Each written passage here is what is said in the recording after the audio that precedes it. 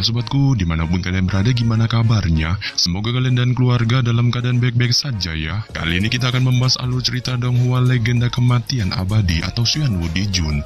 Jadi tanpa berlama-lama membahas pembuka yang sedikit menambah durasi ini. Oke, kita langsung masuk aja ke alur ceritanya. Gas!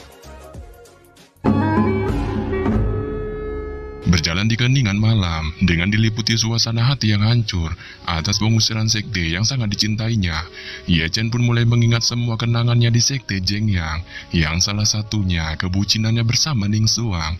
Aduh, tetapi di tengah perjalanan luntang-lantungnya ini, sebuah meteor jatuh di depannya, menyebabkan Ye Chen spontan mendatanginya dan menemukan sebuah api sejati di TKP jatuhnya meteor sebelumnya. Yang hal ini lantas membuat Ye Chen berpikir untuk menelan api itu. Namun dengan kondisi tubuhnya yang tidak bisa berkultivasi, Ye Chen merasa mustahil baginya untuk melakukan hal itu. Akan tetapi di tengah kemustahilan ini, api sejati itu secara mengejutkan menyatu di tubuh Ye Chen, menyebabkannya pada akhirnya tepar. 可以收了你，我们相依为命，也回不去了。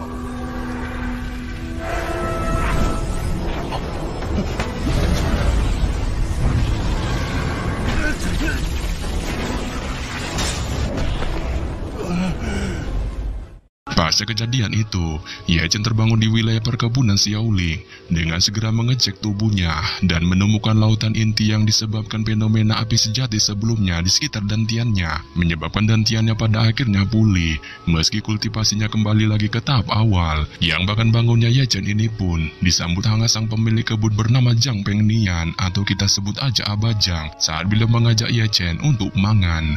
Serta di tengah suguhan makanan ala kadarnya itu, Ye Chen pun berterima kasih banyak kepada Abajang atas semua penyelamatannya saat Abajang menyuruhnya untuk santuy. Dengan merasakan Ye Chen merupakan seorang kultivator, menyebabkannya merasa kepo dan menanyakan kepadanya tentang sektenya. Namun di sini Ye Chen tampak tidak mau membongkar identitasnya dengan memberitahukan bahwa dirinya merupakan seorang pengembara tanpa sekte maupun paksi. Tetapi di tengah perbincangan ini, muncullah seorang murid tengik bernama Zhang Tu. Saat dengan gaya selengeannya, ia mencoba memalak sebuah benda dari Abajang dengan tindakan brutalnya. Sampai-sampai tindakan bocil Hua yang mencoba melindungi kakeknya itu pun juga hampir ditonjoknya.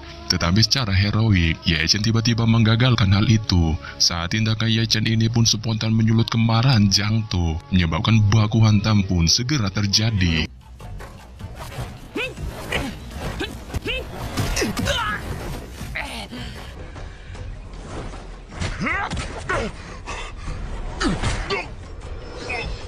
Setelah membereskan Zhang Tu si tengik, Ye Chen yang tampak penasaran menanyakan kepada Abajang tentang akar permasalahan dirinya dengan Zhang Tu. Namun Abajang enggan menceritakan semua hal itu dengan hanya memberitahukan bahwa dirinya dulu merupakan tetua sekte Hengyu.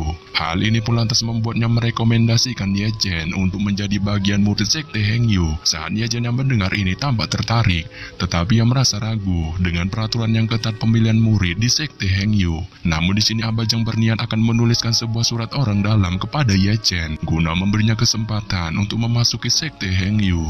Ketika tiba di sekte Hengyu dengan niatan menjadi murid, Ye Chen pun menyerahkan surat dari Abajang sebelumnya kepada tetua King Ye. Yang hal ini lantas membuat tetua King Ye menanyakan kepada trio pemimpin cabang sekte Hengyu tentang siapa yang ingin memungut Ye Chen. Akan tetapi setelah terkejut melihat kultivasi rendah Ye Chen di umurnya yang menginjak 20 tahun, ketiga pemimpin Ashu itu pun tampak meremehkan Ye Chen serta dengan berbagai alasan klasiknya, satu pun dari mereka enggan menjadikan Ye Chen sebagai muridnya. Yang hal ini lantas membuat tetua King Ye tidak punya pilihan lagi selain menjadikan Ye Chen sebagai murid magang, saat dia kemudian memberinya sebuah plakat giok serta mengajaknya pergi ke Paviliun Harta guna mengambil senjata untuknya. Dan setelah sampai di Paviliun Harta, tetua cebol pun mempersilahkan Ye Chen untuk memilih senjata roh di lantai pertama.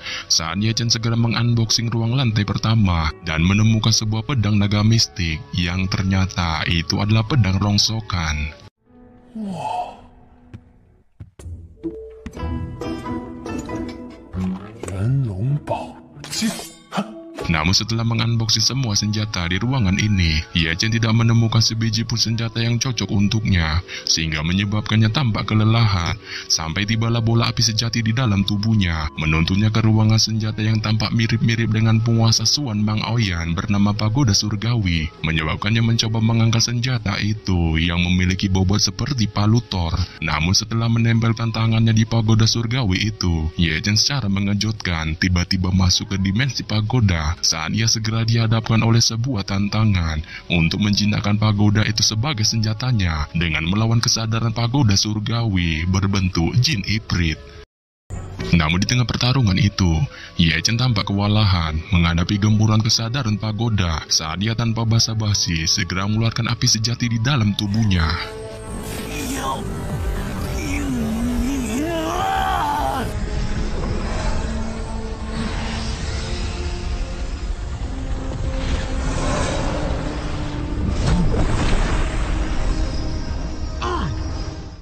Setelah sah menjadi pemilik Pagoda Surgawi, Ye Chen pun membopong senjata itu dengan susah payah, menyebabkan tetua King Yi yang melihatnya pun terkejut terheran-heran saat dia menyarankan pemuda tampan itu untuk memilih senjata lain yang bobotnya sedikit lebih kecil dari Pagoda Surgawi. Tetapi di sini Ye Chen merasa dirinya telah terlanjur suka dengan senjata ini dan enggan menggantinya. Dan ketika Ye Chen berjalan santuy di wilayah sekte Hengyu, ia terkejut melihat sosok Ning Xuang dan Zhao Kang terbang di atasnya.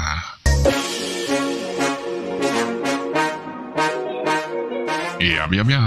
Jadi, apakah yang dilakukan Ning Xuang si Glowing serta Zhao Kang OTW ke wilayah sekte Hengyu ya?